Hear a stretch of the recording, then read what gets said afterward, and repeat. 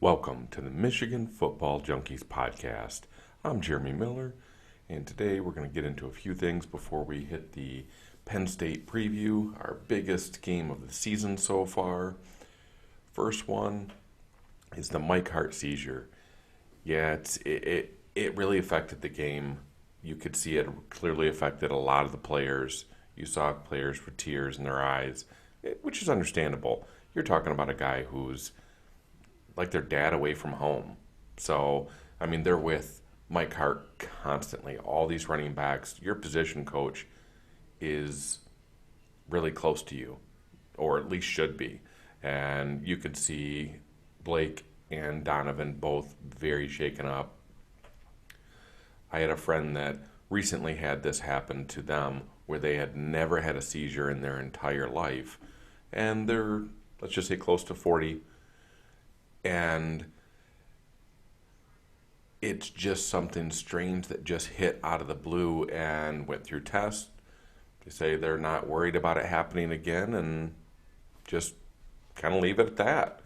Now, I'm sure they're going to look for different things, but the hospital did not seem, at least from what they've told me, didn't seem like they were concerned about it coming back.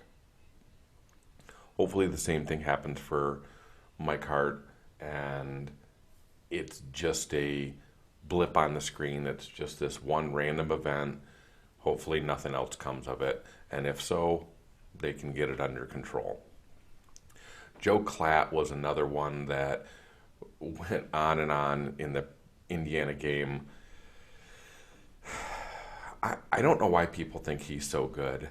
I don't like when he's covering the Michigan games. He seems so slanted against Michigan sometimes.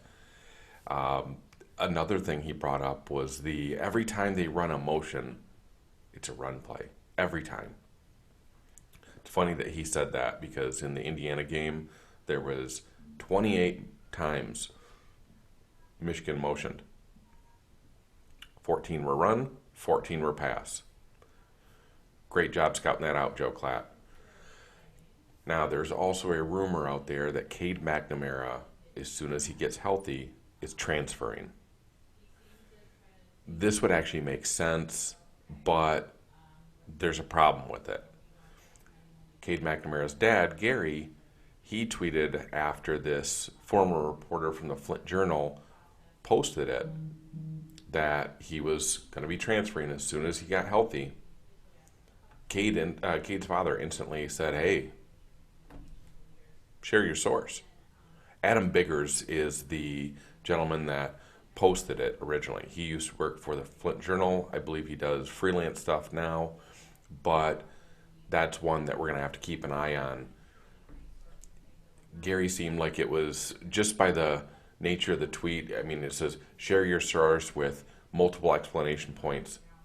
It makes it seem like he's not real happy that was put out there. I don't know if they're saying they're not happy because Cade wanted to announce it himself. Maybe he hasn't told the team. Maybe he hasn't told the coach. Or maybe he's upset because he's saying, this is not true.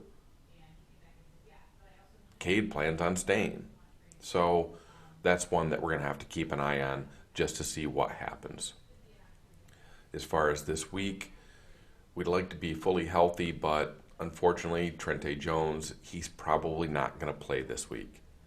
He has a high ankle sprain per Harbaugh, and you're not going to be able to come back after 1 week on a high ankle sprain, especially somebody that big.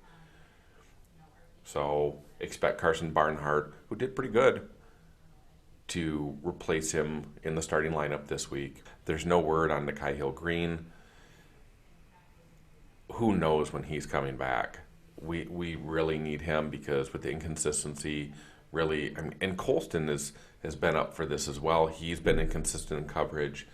Michael Barrett I think he's actually looked the best in coverage overall, and obviously Khalil Mullins has not played well in coverage. But we need everybody to play well this week, especially in the middle of that field for this Penn State team. So, all right, so next up we have Matt Flip Yes, he has a longer name than that, but trust me, you want to just go with Flip. How are you doing today, Matt? I'm good, Jeremy. Thank you so much for having me on. I'm really excited to talk about what I think is the biggest game for both of our programs to date this year. Absolutely. Yeah, it for sure is. I mean, Michigan started off with a really lax schedule, and everybody is going to have some easy games in non-conference, but this is our first big matchup. It's two top 10 teams, both of us undefeated coming in. Now, Penn State has the benefit of coming off of a bye week. So, have you noticed any trends with Manny Diaz's defense, with the offense, with Franklin, as far as with coming off buys and how well they do, or whether they get aggressive, whether they get conservative, anything of that nature? Historically speaking, James Franklin teams are pretty atrocious coming off of buys.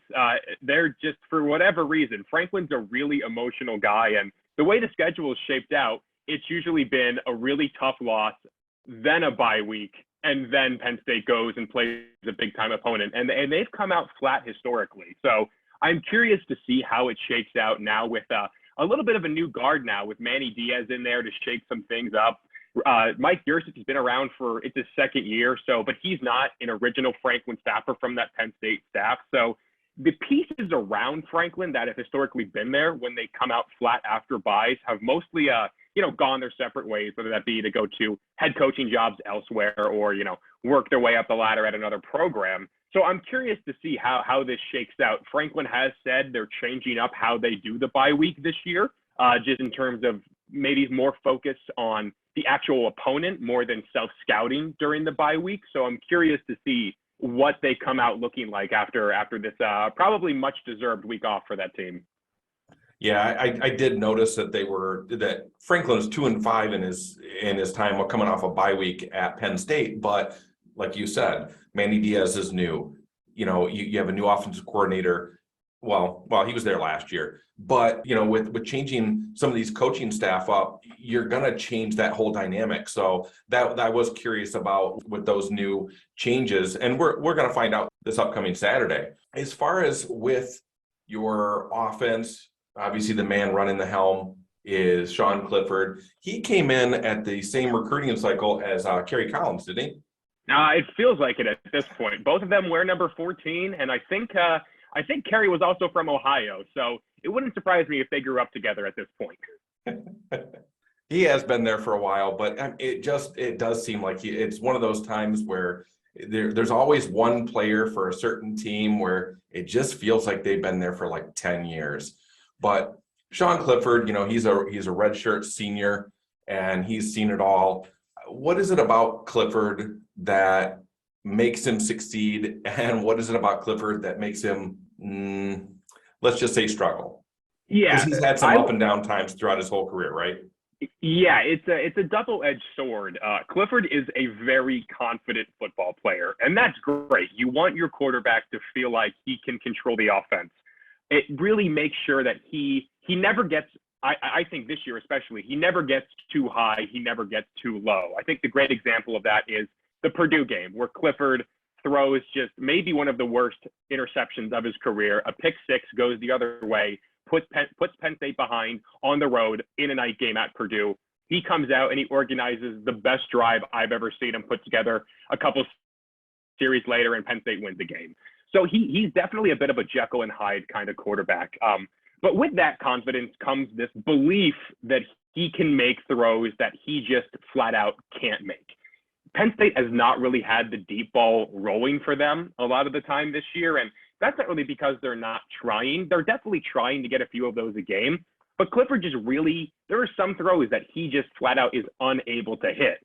So it's great that you have this quarterback who is in year 6. This is the first time in his Penn State career he's had the same offensive coordinator 4 consecutive seasons. He came in with Joe Moorhead as his offensive coordinator. He went from Joe Moorhead as a true freshman to Ricky Ronnie as a redshirt freshman. Ricky Ronnie stayed then again for his redshirt sophomore year, his first year as a starter. Then they go to Kirk Shiraka in 2020. That doesn't end well. And now they're on year 2 of Mike Yurcich. So you can tell he commands the offense a lot better. And A lot of that is because Penn State finally has a ground game again, so that's taken a lot of pressure off of Clifford. But he's the guy who's going to go out there. He's going to play cocky. He's going to make some good plays. But if he gets rattled a little bit, he's going to try to throw off his back foot because, he trusts his arm strength. And that's admirable, but it's not exactly doesn't always lead to the best decisions by him throughout the first, 5 games of his 6th season. Yeah, and looking at it, just the difference between when he's kept clean versus being under pressure, it's drastically different. Yeah. And thankfully, the offensive line has taken a humongous step forward this year. They kept him clean against Northwestern in a really gross game. There were some remnants of Hurricane Ian that were really made for some horrible conditions in Happy Valley last weekend against Northwestern. But I will say, the mistakes on that front, you can kind of blame on wet ball, but his interception, I think, was just a bad Clifford ball. I think he missed a couple of throws, but again, you can tell he looks more comfortable as he gets more time. And that's a big testament to the offensive line finally taking that step and performing like even a top 7 unit in the Big Ten is really all we could ask for at this point. Yeah, I have noticed. I mean, he's only got been sacked 5 times this year. He hasn't been pressured a whole lot, but Clifford's one of those guys, or he'll bring that pressure on himself just by holding the ball a little longer, but yeah. I get it. He's trying to make a play. He's trying to give his receivers more time, but with that, like you said, it's a double-edged sword. Yeah, a big reason, just so your listeners can get a pretty good idea of some players to watch. A big reason for Clifford staying upright has been big number 74, left tackle Olu Fashanu. He's a guy who it's his 3rd year in the program, but he's still only 19 years old. He's a very young football player, and he is draft eligible with it being year 3, and he has gotten some first-round buzz in a couple mock drafts. I know in CBS Sports' most recent mock draft, he's a guy they have going in the first round, so he's a big reason why they're taking that step. And for a guy like Olu, again, he's still only 19. There's so much more he can learn. And I'm excited to see what he does against this test in Michigan. He did really well against Auburn, and that's another talented defense that wants to get after the quarterback. So I think Olu is a guy who could be one of the big reasons, or I guess a sway piece in this game. It really depends on how well Olu plays. Well, he's been your number one offensive lineman, and the fact that Tengwall, he's a 2nd-year player, but he is still a redshirt freshman. He's been playing next to him, so I think having him sandwich in between the center and the way Olu's played, that's helped out that 1st-year player there. Yeah, and Tengwall has been spelled a little bit by Hunter Norzad, who is a transfer from Cornell in the Ivy League. Norzad's missed the last 2 games with an undisclosed injury, but it sounds like he could have given it a go, if it was maybe a bigger opponent and then Central Michigan. But he's a guy who will rotate with Tengwall. Actually, last week against Northwestern was the first time Tengwall has played every snap in the game. So he's a guy that I don't think has really taken control of that job just yet. And I think we're going to see a good bit of Hunter Norzad in there as well. Yeah, coming against this offensive line, this is going to be your guys' biggest test. As far as pass blocking, you have Mozzie Smith up front, and I think he's going to be going right up against, obviously, both Tengwall, Scruggs, Wormley, Norzad. That's going to be those guys, along with Chris Jenkins, that they're going to have to be facing. And then we rotate a lot of interior defensive tackles in and out.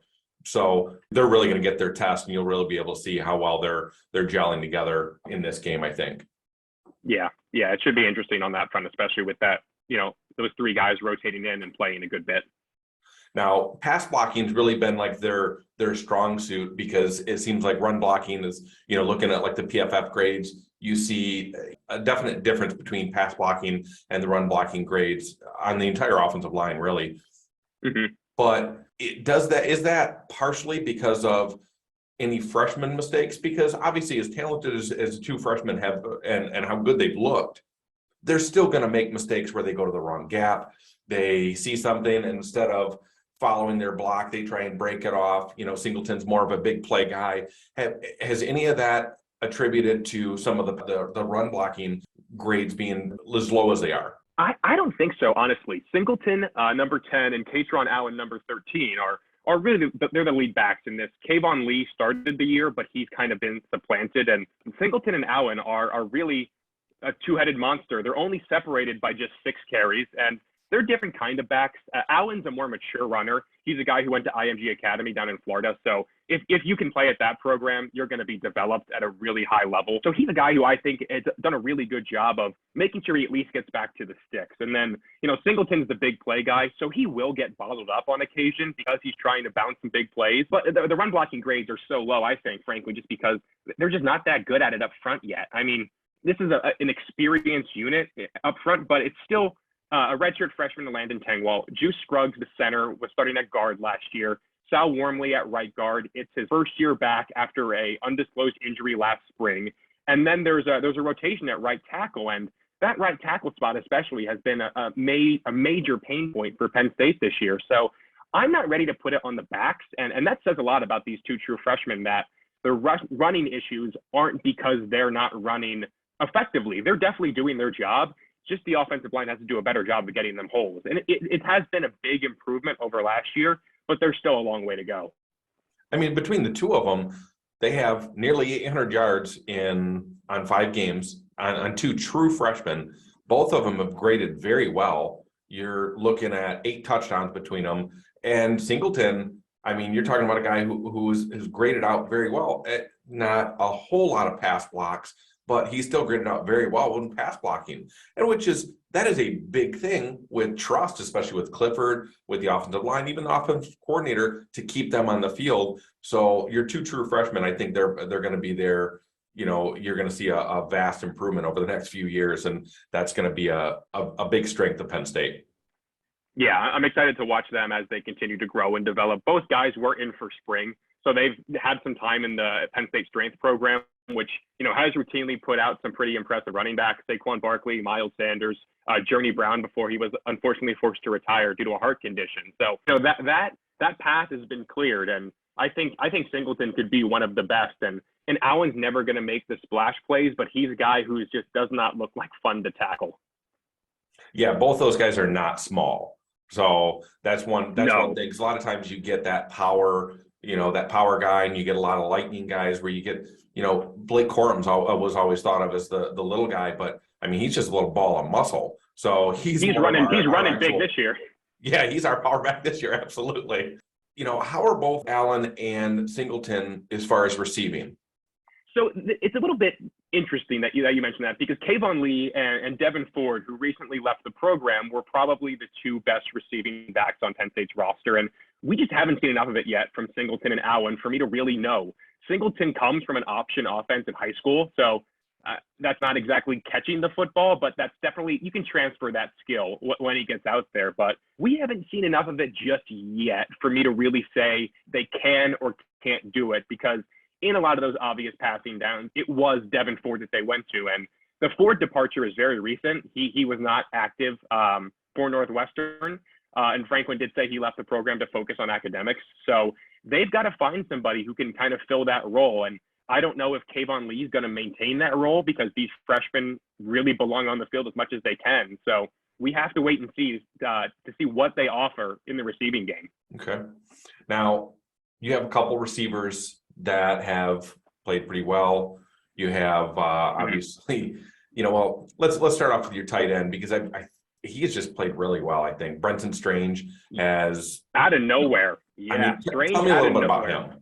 Yeah, so Penn State is a 3-headed tight end monster, they call it. It's Brenton Strange, who's the most complete tight end of all of them, and he's been way more involved. He's already passed his receiving yards and receiving touchdown mark from last season, and he's a guy who just is really making a really solid push to get on the NFL radar. And he blocks well. He's a great receiving threat. They've used him in creative ways, and he's clearly become the lead dog. And it's a surprise for a lot of us in the Penn State community, because it looked like Theo Johnson, who Michigan fans might remember as a pretty intense recruitment battle between Penn State and them. He's from over in Windsor, Canada, so not that far from Ann Arbor, if my geography is correct. We'll see if my Penn State education holds up there.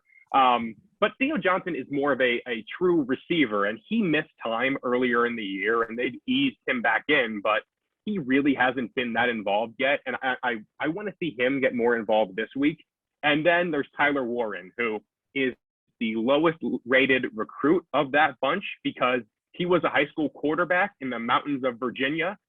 He was going to go to Virginia Tech to play quarterback, and Penn State said, "You are not a good enough quarterback, but if you come here, we'll teach you how to play tight end." And he got on the field as a redshirt freshman, which a lot of us didn't expect. So he's a guy who played a pretty big role in that Purdue game, caught a really important ball in the red zone to set up the game-winning touchdown. And he's a guy who Penn State uses in gadget plays. They'll go wildcat with him as the quarterback because he does have the ability to throw the football. So it's clearly Strange's show, but Theo Johnson, number 84, and Tyler Warren, number 44, are two guys who can easily go out there and catch a couple of balls and cause some headaches for the Michigan defense. I think Strange is going to be one of our biggest weaknesses in this upcoming game. You know, with our linebackers, obviously Junior Colson's out there. He's our star linebacker. But the problems we've had has been right over the middle in that where your linebackers would be picking up a crossing route or a tight end, and there's just been wide open. A lot of times it has been attributed to one player, Khalil Mullins, which I don't know, it's just he can't find a receiver out there to save his life sometimes. That, I think, is going to be our biggest weakness in this upcoming game, is that area right there. You got Strange, but you do have a couple guys in Parker Washington and Mitchell Tinsley that are your other two main wide receivers. And tell me a little bit about them. How have they done this year? What type of receivers are they? Yeah, it's funny that you mentioned crossing routes because get ready to learn Parker Washington's name. That's where he does his damage. A little number 3. He's 5'10", 212. A big joke we like to have over on our site and on our podcast is that he's a running back in any era of football but this one. He's Penn State's, I want to say, lead dog in that pack, but Mitchell Tinsley, a transfer in from Western Kentucky, has also really, really stepped up, and it's been them the whole time. Washington's a guy who can make acrobatic catches, but he's great at making guys miss after the catch. He's Penn State's primary punt returner. He's the most natural athlete I think I've ever seen play wide receiver for Penn State. I mean, you've had a guy like KJ Hamler who was just really fast and just looked like he was trying to run out of his shoes. Washington looks like his body's underneath him all of the time, if that makes any sense. He's just a guy who makes guys miss when he gets the ball in his hands, and he loves crossing routes. He converted a big 3rd and long against Auburn on really what was essentially a 6-yard under route, and he just caught it and just turned upfield and got the sticks for Penn State. And then Mitchell Tinsley, again, Western Kentucky transfer, a guy who is definitely on the NFL radar, and he's become one of Clifford's favorite targets, and he's a guy who makes guys miss. He just has really solid hands, and Penn State doesn't really have a third receiver right now. The other starter is Deandre Lambert Smith, but he left Northwestern in a boot. We don't really get injury updates from James Franklin, but I will say in 2022, we saw Deandre Lambert Smith doing some dances on TikTok, not in the boot. So I don't know if that means anything, if that he's ready to go, but he's a guy that the staff wants to try to get more involved. But Parker Washington, number 3, and Mitchell Tinsley, number 5, are the two guys who play really complementary to each other. You know, with Washington in the slot running under routes and Tinsley going out there and finding space at, the 10 to 15 yard range and just making really good catches on the football. I just love the fact that you have a coach that won't give injury updates, and the best we can do to get an idea is seeing a guy dance on TikTok. I know. Somebody sent it to me, and I'm like, all right, well, there's our injury update from Franklin for the week. That's all we get. Is there another guy that could just show up? Because Penn State always seems to be one of those teams that they just get these unbelievable athletes. You've seen it numerous times throughout the years. Obviously you brought up Hamler. Hamler was so fast, it was ridiculous. And all he had to do was get the ball in his hands. And if he could hold on to it, he was gone. Do you guys have one of those receivers that it's just, God help us if he gets the ball in his hands? So there's two guys they're really hoping takes that role. And it's number 10, Harrison Trey Wallace, who was a low 3-star recruit, originally a basketball player from Alabama, down in Montgomery, who Penn State convinced to come up north and play his college ball up here. And he's the best athlete. He's a guy who the staff has been high off in the spring. He's the guy who took over for Deandre Lambert Smith when he went out, but the plays just haven't been made by him. So I don't know if that's going to happen in the big house against the talented Michigan defense, but he's a guy they're going to turn to. And then the wild card of the group is a true freshman, converted high school quarterback, is Amari Evans. And he's a guy who was in for spring, and I didn't expect him to play this year, mainly because he's short. His main thing is that he's really fast, but he has to learn how to play receiver. And then lo and behold, through 5 games, he's already burned his red shirt. And he's trying to become the deep ball threat. He's caught one, but it was from backup Drew Aller, who, depending who you're talking to and depending on the day, Penn State fans think he should be the starter at quarterback. But Amari Evans is definitely a guy they want to try to get more involved. And again, he's only 5 games into playing receiver at the college level, or at any level, I believe. So it's between Trey Wallace and Amari Evans to be that big play guy in that kind of KJ Hamler-esque role. Well, let's kick it over to the defense. Manny Diaz, former head coach, he's manning the defense. Mm-hmm. What have you seen different from last year to this year in what he's brought in with scheme and coaching? Yeah, the Pride defense, their whole thing was bend, don't break. And that was fantastic. Penn State was phenomenal at keeping teams out of the end zone. But the problem with bend, don't break is you set your offense up with horrible field position when you're getting red zone picks and blocking kicks. So Sean Clifford and company have been set up, pretty far back for the entirety of Pride's tenure as defensive coordinator. And with Manny Diaz, they want to attack the football, and they are doing a much better job at it. Penn State right now, make sure I have the numbers correct, they forced 12 turnovers, and weirdly enough, the majority of them have been fumble recoveries.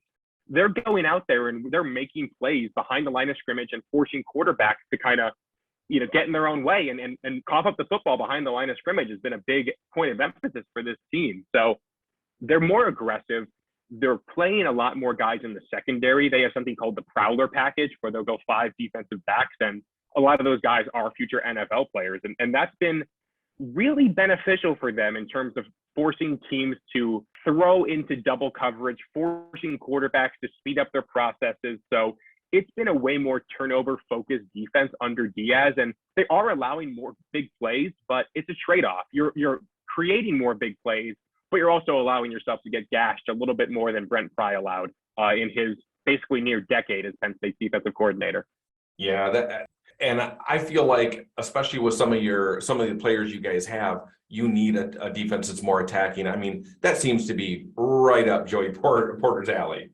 I mean, yeah. that guy is aggressive. He wants to be on an island. He wants to be as aggressive as he possibly can. And I can, between him and Dixon, I'm actually surprised that it is so fumble heavy in your turnovers. And you guys actually lead the entire Big Ten in turnover margin, and it's almost double the number 2 team. Yeah, it's interesting.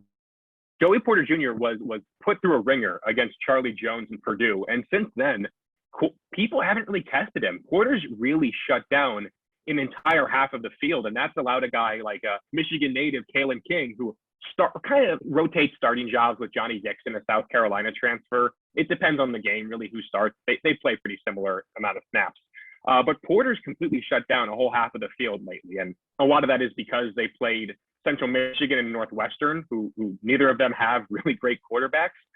So they're trying people who aren't Joey Porter. But yeah, Dixon and Kalen King have really stepped up and are answering the bell because they're getting a lot of looks pretty much week in and week out at this point. I mean, King's graded really well. I mean, but then again, so is Chop Robinson. I mean, This is he's got a lot of pressures, and even with Isaac, he has a lot of pressures as well.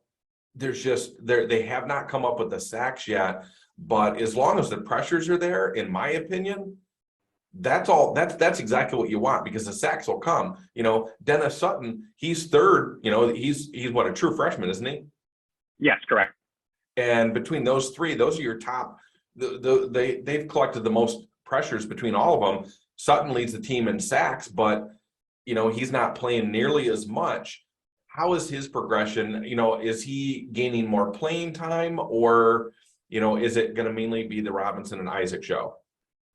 So Chop, number 44, is a Maryland transfer, and it's his first time playing hand-in-the-dirt defensive end at this level. So it's a bit new to him, and I'm stunned at how well he's adjusted to this new role, because he's their best edge rusher. And then Adisa Isaac, number 20, tore his Achilles in the spring last year, and he's slowly worked his way back in. But then Dennis Sutton, a 5-star guy, has emerged. He has really quickly come on as a key member of that rotation and the clear, guy most likely to make a splash play. Robinson doesn't get to the quarterback, but he's really good at forcing quarterbacks to get the ball out quickly and against the run. Adisa Isaac's a speed rusher, but again, he's coming off a lower leg injury. That's still working its way back. And then Nick Tarbert, number 46, is the most boring defensive end in football. He does nothing flashy, but he will eat up reps and play 35 snaps in a game. But yeah, it's been, number 33, Denai Dennis Sutton, is coming on as that true pass rush specialist for Penn State, and they really need one. So how about the linebackers? So you're playing in a 4-3. How are the linebackers doing? Because that, you go even just a few years back, 4 or 5 years back, that seemed to be like a major liability for Penn State's team, especially against the Michigan team, when I think you guys lost like your entire linebacking core, your starting linebacking core against us the one year. Yeah, back in 2016, when Jan Johnson, who went on to start for Penn State for a year, but was a backup long snapper, got thrown in there and had to make some plays against Michigan. That was a fun game. You say it's a 4-3. It kind of is. It kind of isn't. The strong side linebacker is a converted sixth-year safety, Jonathan Sutherland, who has been Penn State special teams captain for forever. And he's a guy who, he doesn't do anything special. He kind of is what he is, but it's been a platoon at middle linebacker of number 41, Kobe King, twin brother of Kalen, went to Cass Tech in Detroit. And then Tyler Elsdon, who is a very old school linebacker from Coal Country, Pennsylvania. And then it's also been Curtis Jacobs, number 23, who's been maybe the best of the bunch. And then number 11. And if you know anything about Penn State football, it's that number 11 as a linebacker is a big deal if you get it. It was LeVar Arrington's number. It was Micah Parsons' number. 11 means a lot, and Penn State has one in Abdul Carter, who is a true freshman, really only played 4 games. He played 1 snap against Purdue. His very first snap, he was ejected for targeting. So he plays aggressively, and he's a guy who I have been very surprised by. Not an early enrollee, and he's gotten on the field, and he's quickly becoming, I think, the most surprising player on Penn State defense, and he's a guy who had a pretty big breakout game against Auburn and is only going to get better. And now they're finding ways to get Jacobs and Carter on the field at the same time. And I think this bye week is going to allow them to find more ways for that to happen. So number 11, Carter, and number 23, Jacobs, are really the 2 big play guys Michigan fans have to know. Hey, Michigan has that same number thing. We have number 2 for us. That's, you better be something special to get the number 2 at Michigan. So yeah, I love those kind of traditions. I think those are so much cooler than retiring a number when you just get to pass it on. Yeah, I think those. Number 1 is receiver, same thing. With Penn State, you guys are going to be facing JJ McCarthy. He does like to run around a little bit. He hasn't really used his legs a ton, but you're seeing him using a little bit more. Just as we get into Big Ten, you don't have to worry when you're playing against UConn, against Hawaii. You're not going to get pressured that much. But you start going against Indiana, Maryland, Penn State, you are going to have to get outside the pocket and extend the play a little bit. How are those linebackers at spying a running quarterback like JJ? Yeah, he's not Justin Fields, but he can move. How are they adapted to that? Yeah, that's where Sutherland and Jacobs come in. Again, Sutherland is a former safety, so he is a bit smaller. His angles are questionable on tackles. Well, that's to put it lightly, and a lot of Penn State fans will agree with me on that. But when he gets, behind the line of scrimmage, he's a guy who can speed things up. And Jacobs is the guy who's going to clean up a lot of messes. Robbie Ashford and TJ Finley did torch, especially Finley against Auburn. He did torch the Penn State defense on some 3rd and longs to keep the chains moving. So they're not great at it. But I think a lot of it is just because they're so aggressive coming off the edge. The middle opens up a lot. And if McCarthy can, feel that pressure and step up, there's going to be a lot of yards to gain for a guy who's mobile. So I'm a little bit nervous about that. I think McCarthy is more mobile than he gets credit for. And I think he could, in the kind of the TJ Finley mold, keep the sticks moving on like a 3rd and 12 with an unsuspected run up the middle. The only difference is when JJ runs, he usually goes to the outside, not in the middle. So that's actually to your guys' benefit in that case. But with this game, I think this is going to be a tough, hard-fought battle. Michigan does get to play at home, so you guys are coming to us with everything you've seen from Michigan, everything you've seen from Penn State. What's your prediction on the game this week? I think it's too much Blake Corum. I am absolutely blown away by how talented Blake Corum is. He has completely changed my opinion of what Michigan could be after everything they lost last year. So I think it's low scoring. I think it's a slugfest. I think it's old school Big Ten football. And it hurts me to say it, but Franklin just something about being on the road against the top 10 team. He's not great in that environment. So I'm gonna give you guys in Michigan the win. Something like 21-17, 21-20. I think it's really close because these games usually are close, post 2016. So I'm going to give Michigan the edge here I'll go 21-17. Michigan wins this. I literally had the same exact score at 21-17. Hey, great minds think alike. Well, this is going to be my first trip to the big house. I get, my very first trip, I get front row tickets. So it's I have to stop going from here because you just can't beat that after your first trip. So if we get a win, then maybe I'll have to reconsider because you have to go back as much as possible because you were the reason why they won because you got those tickets, right? Yeah, that's always how that goes. Absolutely. Now, and if you lose, then you just can't ever go again. Yeah, then you're banned from the stadium. Matt, I appreciate you so much for coming on. We appreciate all your insight. Tell us where we can find your work. You do have a podcast. Tell us, any sites, your podcast, and where we can find you on Twitter as well.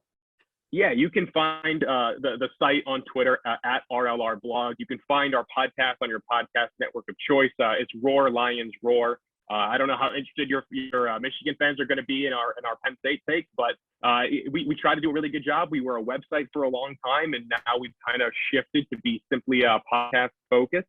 And then if anybody wants my stupid takes on Big Ten football, on the Chicago Bears, whatever you want, you can find my personal at MattFlip42 on Twitter.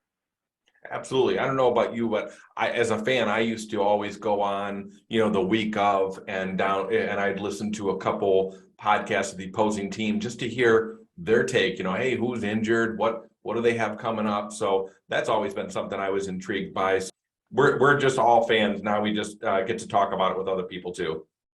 Yeah, that's the beauty of the medium. Absolutely. Well, Matt, thank you so much. I appreciate your time. Thank you, Jeremy. Appreciate you having me on.